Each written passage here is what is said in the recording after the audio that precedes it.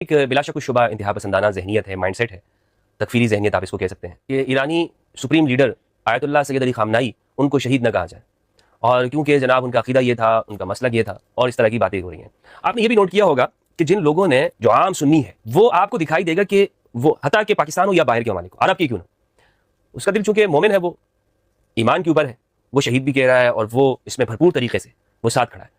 لیکن وہ طبقہ کہ جو مذہبی کہتا ہے خود کو، اس نے اگر کہیں پر یہ بھی کہا ہے نا کہ ہم اس کی مذمت کرتے ہیں، تو یہ نہیں لکھا کہ سید علی خامنائی کی شہادت مظلومانہ شہادت۔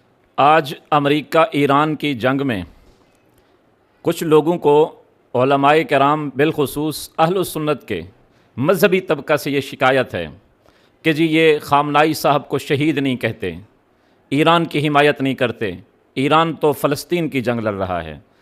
تو فضل ہمدرد صاحب اور ان کے ہم نواؤں، کیا میں آپ سے سوال کر سکتا ہوں کہ کیا ایران کی تاریخ میں یہ نہیں ہے کہ پاسداران انقلاب کے ذریعے شام کے اندر کیا اہل السنت کی نسل کشی ایران نے نہیں کروائی؟ کیا عراق کے صدر صدام حسین کی شہادت پر، جن کو امریکیوں نے شہید کیا، وہ بھی امریکی حملے میں مارا گیا، ان کے ذریعے ان کو پھانسی ہوئی، کیا ان کی شہادت پر ایران نے 3 روزہ جشن نہیں منایا؟ کیا خوشی ایران کے اندر نہیں منائی گئی؟ کیا ایران کے صدر کے ساتھ بیٹھ کر ان کو مبارکباد نہیں دی گئی؟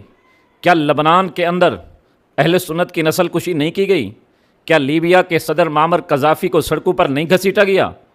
اگر یہ ایران امت مسلمہ کا ہیرو ہوتا، امت مسلمہ کی جنگ لڑ رہا ہوتا، تو کئی سالوں سے فلسطین پس رہا ہے، فلسطین آگ کی شعلوں میں جل رہا ہے، تو یہ کبھی گیا اپنے بھائیوں کی مدد کے لیے؟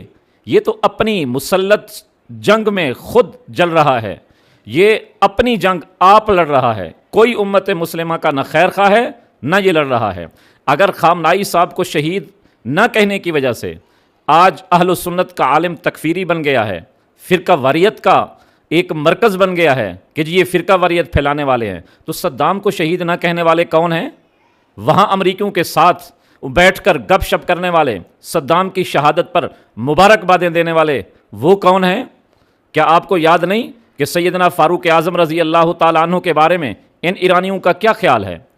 ان کو جو شہید نہیں کہہ سکتے ہم ان کو شہید کہیں، جو صدام کو شہید نہیں کہہ سکتے ہم ان کو شہید کہیں، جو سیدنا عمر فاروق رضی اللہ تعالیٰ عنہ ہماری جان، ہمارا ایمان، ہماری روح، لو کان بعدی نبی لکان عمر کے مصداق، ان کے قاتل ابو لولو فیروز مجوسی ایرانی نسل کی درباریں ایران میں نہیں ہیں؟ کیا ان کی مزار نہیں ہے؟ تم فاروق اعظم کے قاتلوں کی مزاریں بناؤ،